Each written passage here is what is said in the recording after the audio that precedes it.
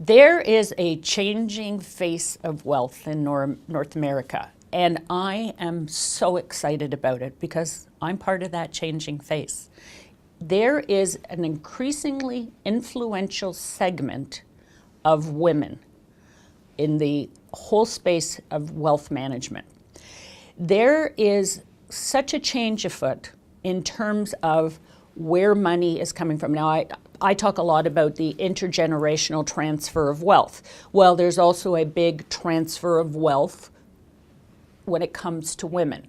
Now, in many cases, this could be spouse to spouse through death or divorce, or it's, in a lot of cases, it's women passing their money down to their daughters. There's such a change coming, and it really is exciting, and it's such a great opportunity for financial representatives to be in this market. But I'm always amazed at how many of them are not working with women.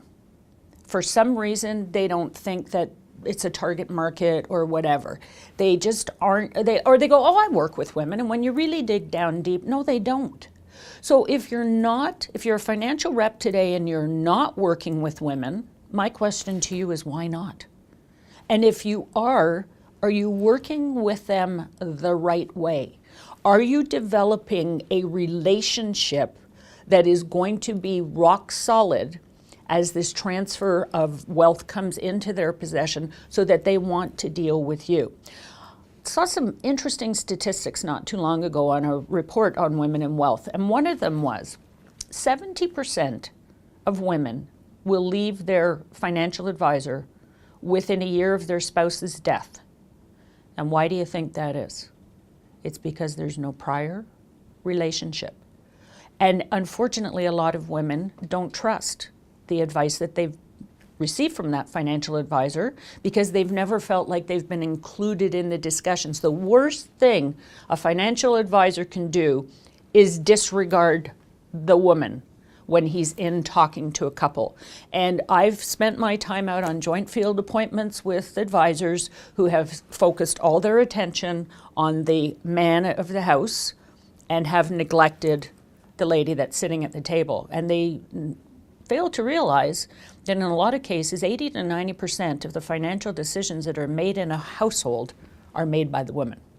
The other thing I found when I saw this report was with all this money that women are going to be controlling over the next little while, it's also predicted that 90% of women will at some point in their lifetime be solely responsible for making the financial decisions in their household. 90% of women. I'll give you an example. I'll give you my own example. My first husband was killed in an accident when he was 39 years old.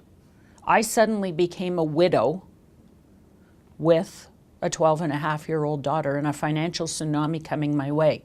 In less than 60 seconds, my world turned upside down. And although I was in the industry, I knew everything that went on in our house, I was terrified. I made a phone call to my life insurance advisor that day, and I only had one question for him. Will we be all right? We'd had our wills renewed the year before. We'd even purchased more life insurance the year before. I've never been so terrified in my life because suddenly I was responsible for everything. I was the one responsible for making the decisions. So as a financial representative, how are you preparing us for the possibility that we could be part of that 90%? Are you meeting with us regularly? I know of women, I know of some very, very highly paid women who want to meet with their advisor on a quarterly basis. I know of some who only want to see them once a year. I know of some women who are making, maybe half of what another woman is making. She wants the same sort of thing. It's finding out what's important to your female clients. And you know how you find that out? Ask them. They will tell you what they need and want from you. And yes, I know this is an age-old back and forth about men and women aren't different or women are different. Women do deal with finances differently from what men do. And as a result of it, it's more important to them to understand and be financially literate in some cases than men are. The other thing that I found when I was doing this research and I read this report was the prediction is by 2026, women will control almost half of the wealth cash flow in North America. 2026, so there's a decade. So what are financial representatives doing today to build solid relationships with their existing female clients or to become more active in this market? And how are they preparing us for down the road? Because if you're not doing it, you are going to miss a big portion of where your future business is going to come from.